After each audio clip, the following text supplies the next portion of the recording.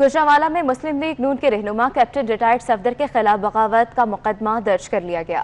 मुकदमे में NPA इमरान खालिद भट्ट भी नामजद हैं। कैप्टन रिटायर्ड सफदर के खिलाफ अवाम को उकसाने और इदारों के खिलाफ तौहीन आमेज अल्फाज अदा करने पर मुकदमा दर्ज किया गया। गुजरांवाला में मुस्लिम लीग नून के रहनुमा कैप्टन रिटायर्ड सफदर के खिलाफ बगावत का मुकदमा दर्ज कर लिया गया, जबकि मुकदमे में NPA इमरान खालिद भट्ट भी नामजद हैं।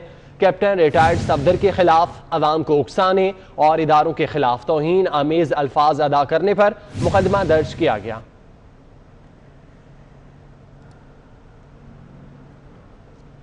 कराची में पीपल्स पार्टी आज यकजहती कराची रैली निकालेगी। रैली आयशा मंजिल से Liaquatabad Jahangir road lines area से होती हुई एम्प्रेस मार्केट पहुंचेगी, जहां कायदीन खिताब करेंगे। आयशा मंजिल के करीब मरकजी कैंप भी कायम कर दिया गया है। मजीद तफसीलात मानिया शकील से जान लेते हैं।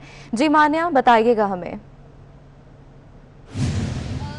पीपल्स पार्टी की जानिब से अपने पावर शो का जो है इनेकाद किया गया है और साथ साथ जो है रैली के इनेकाद हुआ है। जो रैली जो है आयशा मंजिल से शुरू होगी, जो कि जहांगीर रोड के रास्ता होते हुए इम्प्रेस मार्केट में इख्तिताम पजीर होगी। रैली की सरबराही करेंगे वज़ीर तालीम सईद गनी करेंगे और साथ साथ उनका कहना ये है कि आज ज़बान और हर किस्म के जो है नफरी इख्तलाफ को दूर रखते हुए सब जो है इस रैली में शामिल हों और कराची के लिए आवाज़ उठाएं। पाकिस्तान की आवाज़ बनते हुए कराची यकजहती की जो रैली है वो यहाँ से शुरू हो जाएगी, जो कि 2 बजे इसके जो है यहाँ से शुरू की जाएगी और उसके बाद यहाँ पे जो पीपल्स पार्टी अपनी भरपूर ताकत का मुजाहिरा करेगी। जी ठीक है मानिया, बहुत शुक्रिया आपका। पीपल्स पार्टी कराची जवेन के सदर और वज़ीर तालीम सईद गनी का कहना है कि पीपल्स पार्टी की रैली का मकसद सिंध में रहने वाली तमाम कौमियतों और जुबानें बोलने वालों के खिलाफ साजिशों को नाकाम बनाना है। उन्होंने कहा कि सिंध में रहने वाले तमाम सिंधी हैं, चाहे वो किसी भी कौमियत, जुबान या मुल्क के किसी भी हिस्से से यहाँ आबाद हुए हैं। रैली कराची और सूबा सिंध के खिलाफ साजिश करने वालों के खिलाफ नौश्ताए दीवार साबित होगी।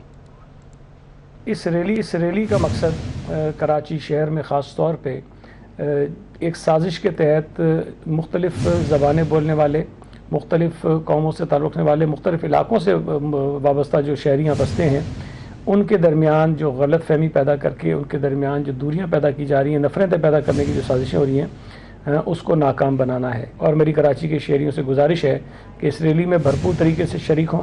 कराची में नफ़रत, तकसीम और लिसानियत की बुनियाद पर जो सियासत हमने ख़त्म हुई है, दोबारा जो लोग परवान चढ़ाना चाहते हैं उनको नाकाम बनाएं। MQM पाकिस्तान की जानिब से हैदराबाद मार्च की तैयारियां आखिरी मराहिल में है। मार्च 3 बजे के बाद हैदराबाद से शुरू होकर स्टेशन रोड तक जाएगा। इस वक्त क्या तैयारियां हैं, जान लेते हैं अली हमजा से। जी अली, बताइएगा कितनी तैयारी मुकम्मल कर ली गई है? जी बिल्कुल, MQM पाकिस्तान की जानिब से आज हैदराबाद में सियासी क़ुव्वत का मुजाहरा किया जा रहा है और इस सिलसिले में हैदराबाद मार्च का इनेकाद किया गया है, जो कि 3 बजे के बाद हीराबाद से निकाला जाएगा और तिलक चाड़ी नसीम सेंटर से होता हुआ स्टेशन रोड पर पहुंचकर इख्तिताम पजीर होगा। इस वक्त मैं स्टेशन रोड पर मौजूद हूं, जहां पर जो तैयारियां हैं इस मार्च की वो आखिरी मराहिल में दाखिल हो चुकी हैं। स्टेज बनाया जा रहा है, कुर्सियाँ यहाँ पर लगाई जा रही हैं, इसके साथ साथ लाइट का भी बंदोबस्त किया गया है। यहाँ पर जो MQM पाकिस्तान के कन्वीनर हैं खालिद मकबूल सिद्दीकी, वो मार्च के अख्ताम पर खिताब करेंगे और कारकुनान की बड़ी तादाद में शिरकत का MQM पाकिस्तान की जानिब से दावा किया जा रहा है। गुज़िश्ता रोज़ भी हमने देखा कि MQM पाकिस्तान के जो रहनुमा थे उनकी जानिब से मुख्तलिफ जगहों पर दौरे भी किए गए और ये दावा किया गया है कि जो हैदराबाद का मार्च होगा वो सियासी और तारीखी मार्च होगा, जिसमें हैदराबाद के लोगों के हुकूक की बात की जाएगी। तो इस वक्त जो तमाम तर तैयारियाँ हैं वो आखिरी मराहिल में दाखिल हैं और 3 बजे के बाद बाज़ाब्ता तौर पर मार्च का आगाज़ किया जाएगा। जी बहुत शुक्रिया अपडेट करने के लिए। और अब आपको बताएं, अमीर जमात इस्लामी सिराजुल हक का कहना है कि हुक्मरानों ने कौम को तकसीम कर दिया। नौजवान डिग्रियां जलाने पर मजबूर, कौम जो है वो मायूस हो चुकी है। तमाम सियासी जमातों का एहतसाब होना चाहिए। वो लाहौर में तकरीब से खिताब कर रहे थे। इस वक्त पाकिस्तान में जो निजाम मुसल्लत है, जिसकी वजह से 22 करोड़ अवाम रो रहे हैं, जिसके वजह से नौजवान अपनी डिग्रियों को चौक और चौराहों में जलाने पर मजबूर है, पूरी कौम इस वक्त एक मायूसी से दो चार है। हर कोई कहता है कि महंगाई है, हर कोई बेरोजगारी का रोना रो रहा है।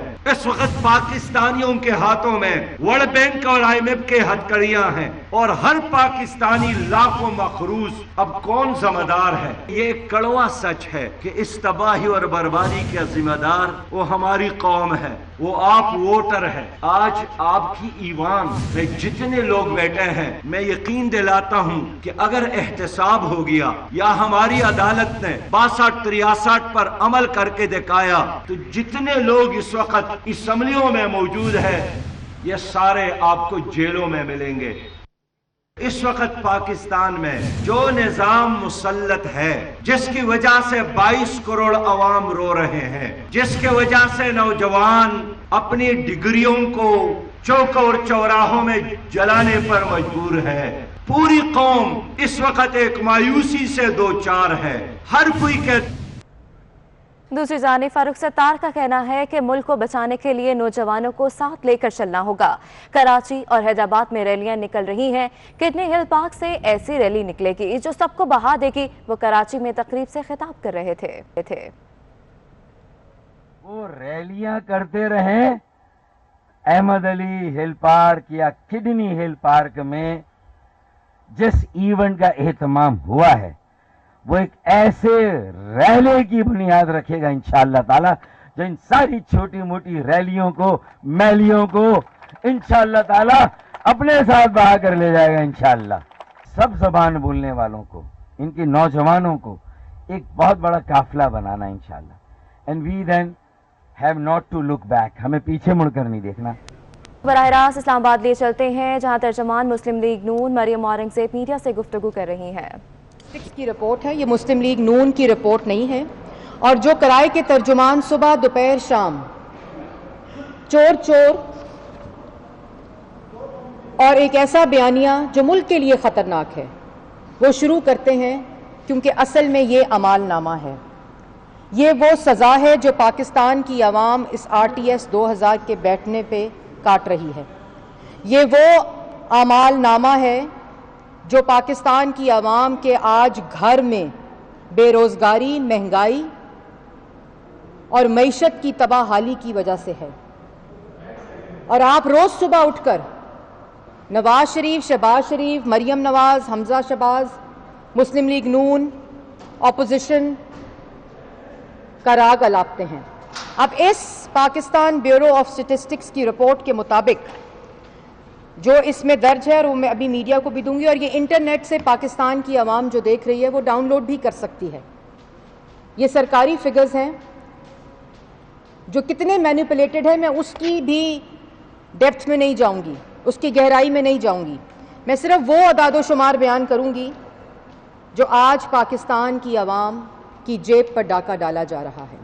क्योंकि ये हुकूमत नालायक है, सिलेक्टेड है, नाअहल है, चोर है, करप्ट है, इसलिए चीनी माफिया के आगे, आटा माफिया के आगे, अद्वियात के माफिया के आगे, गैस और बिजली के माफिया के आगे घुटने टेकती है।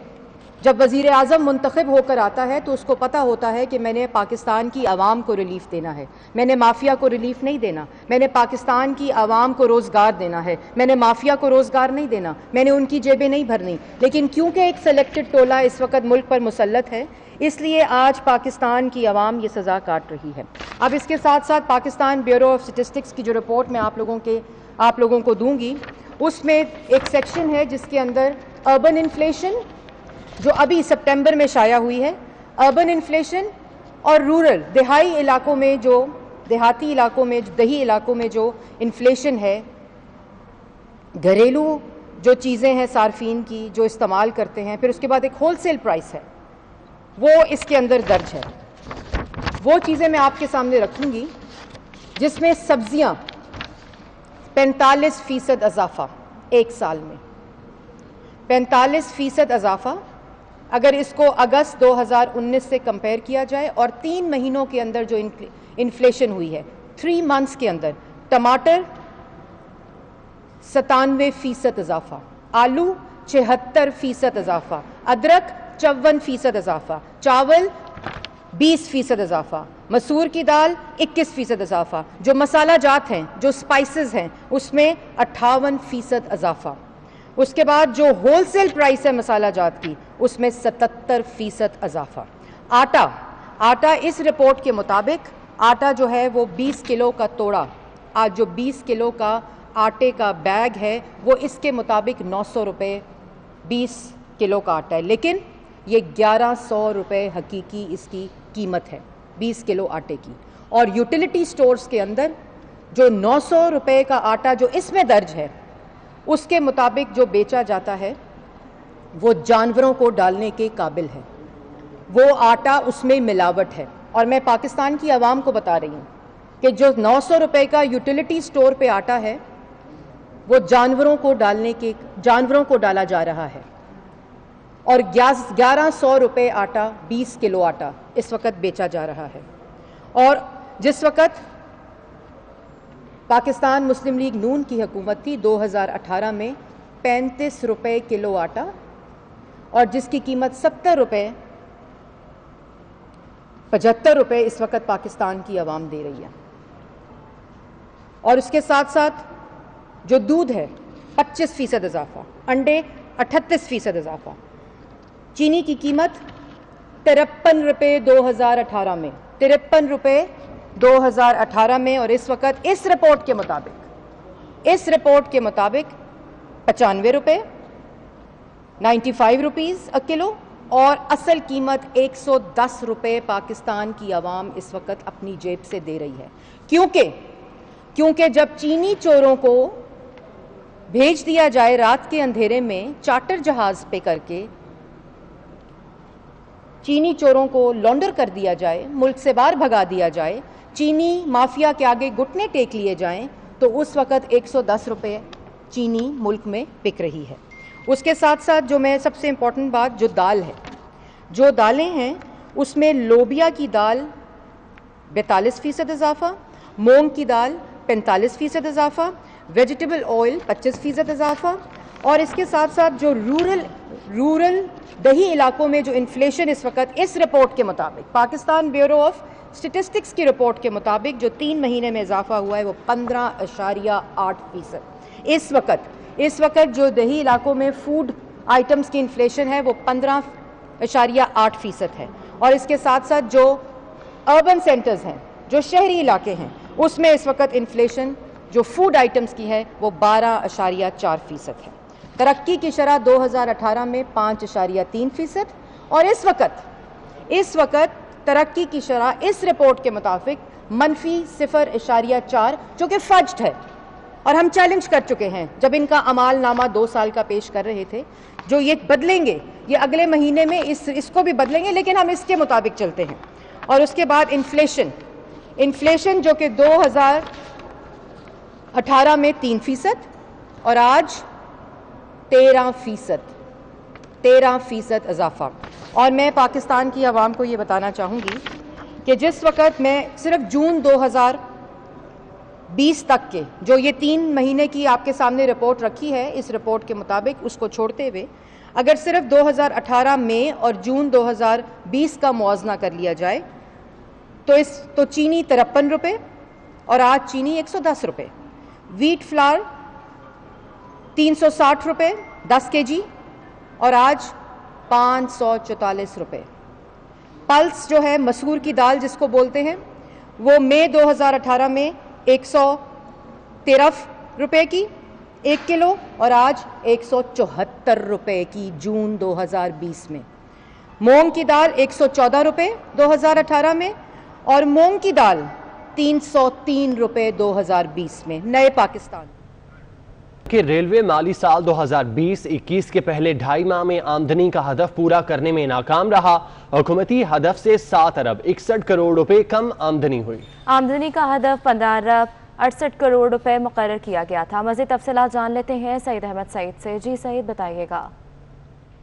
जी बिल्कुल, महकमा रेलवे माली साल 2020-21 के पहले 2.5 माह में हुकूमती हदफ है वो पूरा नहीं कर सका और अरबों रुपए का नुकसान है महकमा रेलवे को बर्दाश्त है वो करना पड़ा। और रेलवे अदाद शुमार के मुताबिक रेलवे को पहले 2.5 माह के दौरान 7 अरब और 61 करोड़ रुपए का रिकॉर्ड खसारा है वो बर्दाश्त करना पड़ा, जबकि इन 2.5 माह के दौरान जो आमदनी का हदफ था वो 15 अरब और 68 करोड़ रुपए था वो मुकर्रर किया गया। लेकिन रेलवे जो है वो इन 2.5 माह के दौरान सिर्फ 8 अरब 6 करोड़ 41 लाख रुपए ही जो है वो कमा सका है, जबकि अगर बात करें रेलवे हुकूमती आमदनी का तकरीबन 48% कम जो आमदनी है वो रिकॉर्ड की गई। और रेलवे के रोजाना आमदनी जो थी हदफ थी वो 196 मिलियन रुपए है वो रखी गई थी, लेकिन रिकॉर्ड के मुताबिक शुमार के मुताबिक रेलवे सिर्फ 100 मिलियन रुपए रोजाना ही जो है वो आमदनी है वो हासिल कर सका। और यही कहा जा रहा है ज़राए के मुताबिक कोरोना वायरस के सूरत हाल के बाद भी जैसे ही महदूद ट्रेन ऑपरेशन बहाल किया गया जिसमें 50 ट्रेनें हैं वो चल रही हैं, उस 50 ट्रेनों के अंदर रेलवे को बढ़ता हुआ जो माली खसारा है वो तकरीबन 7 अरब 61 करोड़ तक है वो पहुंच चुका है। और रेलवे ने है वो हुकूमती हदफ से तकरीबन 48% कम आमदनी है इन 2.5 माह के दौरान हासिल की है। सईद, बहुत शुक्रिया आपका। पेशावर में सब्जियों की कीमतें मजीद बढ़ गईं। टमाटर 50 से 80 रुपए फी किलो फरोख्त किया जाने लगा। प्याज की कीमत में भी 20 रुपए का इजाफा हो गया। खीरा और लहसुन भी 30 से 40 रुपए फी किलो महंगे हो गए। मजीद तफसीलात बता रहे हैं अजमत अली शाह। अजमत, बताइएगा। जी बिल्कुल, पेशावर के सब्ज़ी मंडियों में सब्जियों के जो रेट है उसमें मज़ीद इजाफा हो गया है और जो यहाँ पर व्यापारी हैं या आड़त का कारोबार करने वाले अफराद हैं उनके मुताबिक अफ़गानिस्तान से आने वाली जो सब्ज़ियाँ हैं उनकी कीमतों में इजाफा इसी वजह से किया गया है कि तुरखम बॉर्डर पर जो सामान की तरसील है या सब्ज़ियाँ या फ्रूट जितने भी सामान की तरसील है उसमें काफ़ी मुश्किलात का सामना करना पड़ रहा है, जिसकी वजह से जो सब्ज़ियों की रेट हैं उसमें भी इजाफा हो गया है। साथ साथ में जो लोग हैं जो यहाँ पर काम करने वाले अफराद हैं उनके भी हमारी जब बात हुई है तो उनका भी कहना है तकरीबन 20 से 30 रुपए फ़ी किलो सब्जियाँ जो है वो महंगी हुए, जिनमें से टमाटर जो है वो 50 से 70 रुपए फ़ी किलो गया है। प्याज की कीमत में भी तकरीबन 30 रुपए फ़ी किलो इजाफा हुआ है और खीरा या दीगर जो सलाद वाले जो सब्जियां हैं उनमें भी बहुत शुक्रिया आपका। पेशावर के बाद इस्लामाबाद का रुख करें, जहां पर सरकारी सस्ते बाजार सस्ते ना रहे। हर हफ्ते सब्जियां और फल महंगे होने लगे। इस्लामाबाद के सस्ते बाजार में सब्जियां महंगे दामों फरोख्त की जा रही हैं। मजीद बता रही हैं रोजीना अली।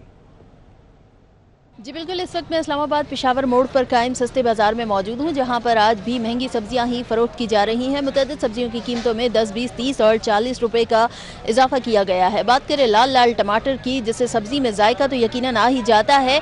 लाल लाल टमाटर 120 रुपये किलो में फ़रोख्त किए जा रहे हैं, 10 रुपये इजाफे के बाद। इसी तरह टिंडा 120 रुपये किलो, हरी मिर्च भी 120 रुपये किलो में फ़रोख्त की जा रही है और हरी मिर्च जो है 80 से बढ़ाकर 120 रुपये किलो रेट किया गया है। शिमला मिर्च 150 से बढ़ाकर 180 रुपये किलो में फ़रोख्त किए जा रहे हैं। मुतअद्दिद सब्जियां यहाँ पर 100 रुपये से ज़ायद की कीमत पर ही फ़रोख्त हो रही हैं। इसी तरह प्याज की कीमत भी बढ़ चुकी है। धड़ी प्याज जो है 370 रुपये तक पहुँच चुका है। यहाँ पर जो है सस्ता बाज़ार इसे कहा जाता है, जहाँ पर हफ्ते भर की सब्ज़ी खरीदने के लिए शहरी यहाँ का रुख करते हैं। तहम आज यहाँ पर सस्ती सब्जियाँ नज़र नहीं आ रही, जिसके बाद शहरी काफ़ी परेशानी से दो चार नज़र आते हैं। ठीक है रोजीना, बहुत शुक्रिया। लाहौर में सब्जियों के क्या रेट हैं बता रहे हैं ज़ीशान सफदर।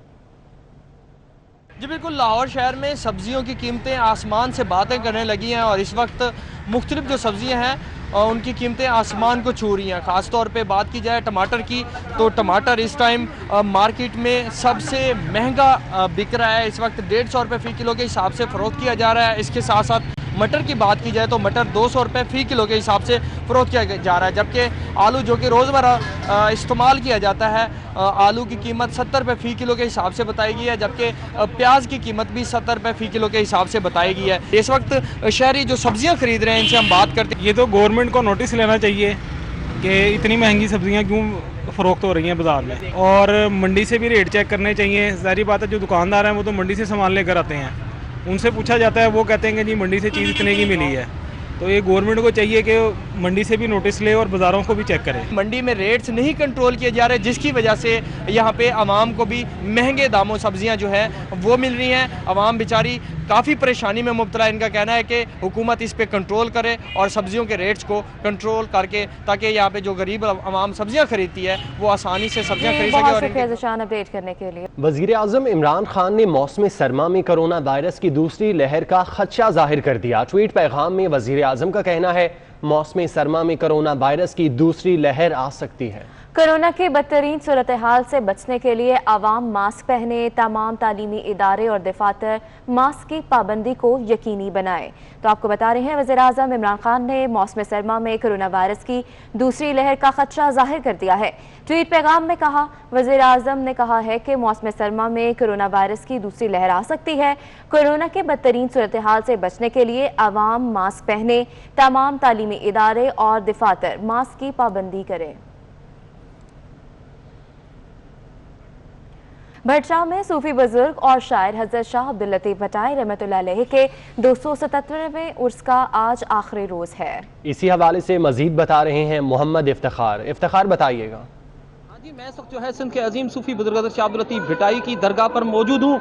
आज जो है उसके आखिरी रोज़ जो है बड़ी तादाद में मुल्क भर से जो है ज़ारीन लतीफ़ की आमद का सिलसिला जारी है, जो कि दरगाह भटाई पे जो है चादरें चढ़ाने के अलावा जो है दुआएं करते हुए, फातह खानी करते हुए इन्हें ज़बरदस्त खराज अक़ीदत पेश कर रहे हैं। जिसके बाद जो है यहाँ पर शाह के रागी फ़कीरों से जो है हज़रत शाह अब्दुल लतीफ भटाई का जो है कलाम भी सुन रहे हैं। जहाँ पर हमारी बात हुई है ज़ारीन लतीफ़ से, तो उनका कहना है कि जो है यहाँ पर आते हुए हमें रूहानी सुकून मिला है। अगर सिक्योरिटी की बात की जाए तो यहाँ पर जो है सिक्योरिटी के हवाले से SSP मटियारी आसिफ बुगियो से रब्ता हुआ है, तो उनका कहना है कि यहाँ पर जो है शहर भिटशाह और शहर भटाई की दरगाह के भटाई के हवाले से दाखिली और खारजी रास्तों पर जो है सिक्योरिटी के इंतजाम सख्त कर दिए गए हैं। CCTV कैमरों के जरिए निगरानी भी की जा रही है, वॉक थ्रू गेट्स भी लगाए गए हैं। अगर बात की जाए उसके आखिरी रोज़ के हवाले से तकरीब थे, तो जो है आज वज़ीर आला सिंध की आमद थी, लेकिन वो मुलतवी कर दी गई है और वज़ीर आला सिंध के बजाय आज जो है सूबाई वज़ीर कल्चर सैयद सरदार शाह जो है शाह लतीफ़ एवार्ड तकरीब में शिरकत करेंगे, जहाँ पर जो है शोबा ज़िंदगी के मुख्तलिफ अफराद में जो है सैयद सरदार शाह सूबाई वज़ीर कल्चर जो है शाह लतीफ़। बहुत शुक्रिया आपका। खुशाब से ताल्लुक़ रखने वाले पाक फौज के नायक खिज़र हयात की आज 14वीं बरसी मनाई जा रही है। उन्होंने वाना वज़ीरिस्तान में जाम शहादत नोश किया। मज़ीद तफ़सीलात बशीर मलिक से जान लेते हैं। जी बशीर, बताइएगा। अगर बात की जाए पाक फौज का हाल जवान हमारे माथे का झूमर होता है। ये बिल्कुल खुशाब के रहने वाले हैं नायक खिज़र हयात, जिनका ताल्लुक 7 बोलोज रेजिमेंट से था। आज ही के दिन 2007 को वाना के मुकाम पर दुश्मनों के साथ लड़ते हुए जाम शहादत नोश की। इस वक्त शहीद की फैमिली जो हमारे पास मौजूद है, मज़ीद हम जानते हैं शहीद का हवाले से उनसे। मैं नायक खिज़र हयात शहीद की बीवी बात कर रही हूँ। मेरे खामद ने अपने मुल्क की खातिर जान का नजराना पेश किया और उनकी दिली ख्वाहिश थी, जब भी फ़ोन करते थे या घर आते थे तो उनकी यही ख्वाहिश होती थी कि मेरे लिए दुआ करें, मैं अपने मुल्क की खातिर जान कुर्बान करूं और शहीद हो जाऊं। और अल्लाह ने उनकी ये ख्वाहिश पूरी कर दी है और मुल्क की खातिर लड़ते हुए शहीद हो गए। वो बहुत बहादुर इंसान थे। जी बिल्कुल, शहीद की फैमिली का कहना है कि बहुत शुक्रिया आपका। वापस आएंगे हेडलाइंस के साथ।